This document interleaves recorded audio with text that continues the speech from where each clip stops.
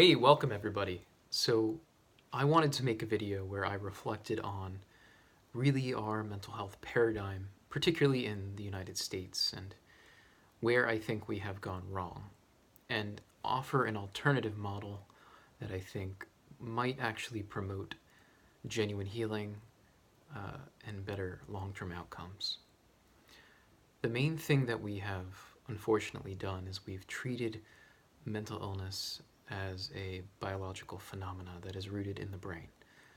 We've done this, I think, because of wishful thinking and a reductionistic philosophy about human life and the human person. We've embraced a philosophical rationalism that has separated the mind from the body. And this is really to our own detriment. So I think we have this philosophical sort of basis for why we are failing to treat people mentally in a way that produces good outcomes. So the biggest issue is we're seeing mental illness as a disease of the brain, when in fact we should understand that the brain is part of, the environment and relationships. And if we look at really the way that human beings develop, we see this very intimately. We see that there is a context to brain development. There is a context to disease, to the development of all diseases. So the question then should be, how do we come to treat that context? So in my view, we have to move away from treating the brain to treating the contextual variables that produced, you could say, the brain state. And we also need to learn to identify people not as brains, right, but really as spiritual beings, beings that are connected, and I guess in these cases oftentimes disconnected from communities, relationships, meaning in their lives. Meaning is this aspect of life that is actually necessary. So we need a meaningful narrative, and we need to have an understanding of who we are, more specifically, who we are, where we come from, and then where we are going. So we have to have a narrative structure, right? So this is what we need to do. We need to shift away from the disease medical paradigm towards more of this holistic paradigm, which really isn't rejecting our understanding of the human brain, but admitting to the inherent complexity of brain states, the development of brain states, and then the unique role of how the brain comes to develop in light of its relationship capacities. So my number one priority in treating someone is how do I come to elicit the story of this person's mental life, their history, their identity, and how do I come to involve not only them, but then the extensions of who they are in their emotional life. So that would be the family, more specifically, the family system, right?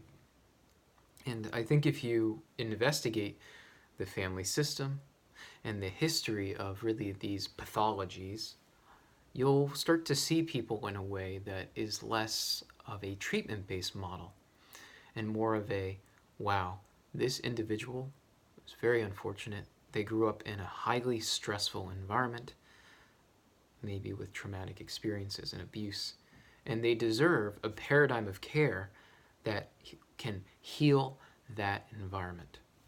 Now, this is kind of difficult, isn't it? This is kind of a big undertaking. But it would seem to me the best kind of mental health care would be outside of the hospital. It would be in the community, through volunteering, through really relationship sort of work, right? And if we think about, where do we develop good relationships? It's within those communities. So the good mental health work would be community programs, going out to churches, trying to get people to volunteer and become active volunteering. It's fascinating what volunteering can do for someone's mental health, because they start to see that they have value, right, through giving and receiving these things.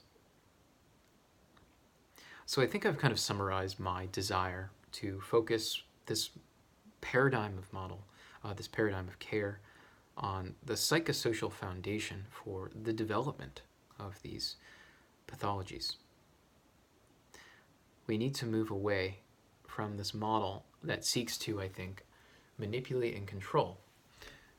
And we need to move towards a model that is willing to really allow for more pain, more suffering, and really more communication, really, true communication. I think the best word would be dialogue, this open dialogue model. And we need to start looking at the sources of healing. The sources of healing being really in those relationships, right? Because when we learn to relate authentically, then we start to see ourselves differently, like a reflex, like this. It's like if you have a father, and the father attends to you lovingly, and you are affirmed by the father. This instills a belief, an attitude that can endure across time to promote resiliency. And of course, set the foundation for you being able to be pro-social, as an example. So you can really give that gift again.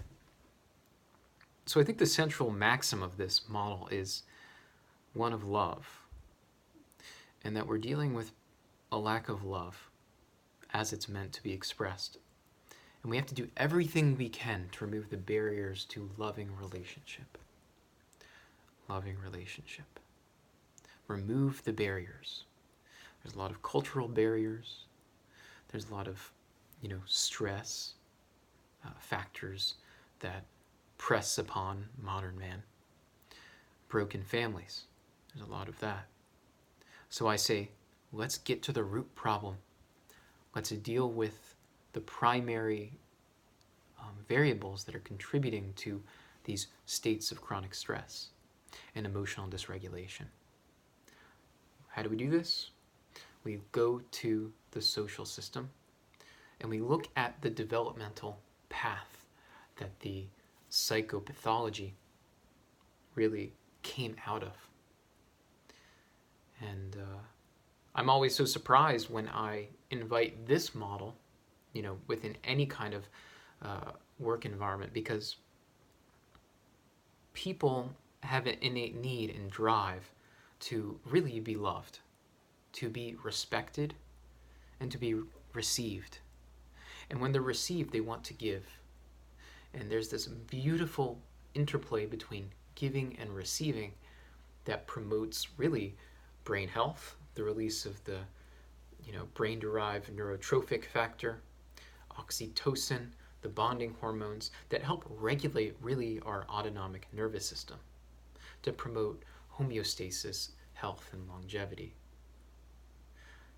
If I can summarize the big problem, is we're living in a culture that really rejects human life, the dignity of human life, and has a difficult time dealing with pain and suffering.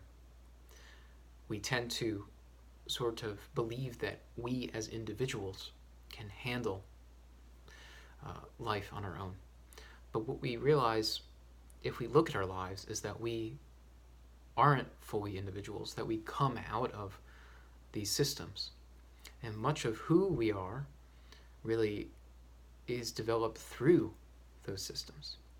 And we need to kind of rediscover who we are and really come together to cement these social systems, these healthy social systems that actually heal people. So we have to remove barriers to healing. If we remove the barriers, we can see the healing process unfold on its own. This is the beauty, I think, of the human brain and the body. There is this wisdom to healing when we allow, really, I would say, the way God designed us to play out in its fullness. So let me know what you think. I'd love to know. If you liked the video, hit the like button. And if you want to see more from me, you can subscribe. Be hopeful. We need to be hopeful, particularly if we want to be in mental health care. But healthcare in general, there needs to be an emphasis on bringing hope and a healing attitude, because that is, I think, the remedy to suffering. It's having that hope. So, best to you, and I'll see you soon. Bye.